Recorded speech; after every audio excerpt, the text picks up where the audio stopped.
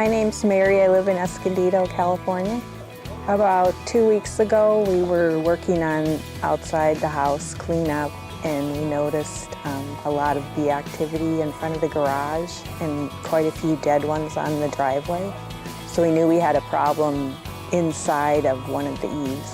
Initially, we thought we could take care of it ourselves, and we had put tape over the holes where we saw them going in, not having a lot of experience with bees, and they ate right through the tape, so we knew it was a bigger problem than we were going to be able to handle. We looked at the rating online and some of the other comments from other customers and thought that this would be a good selection.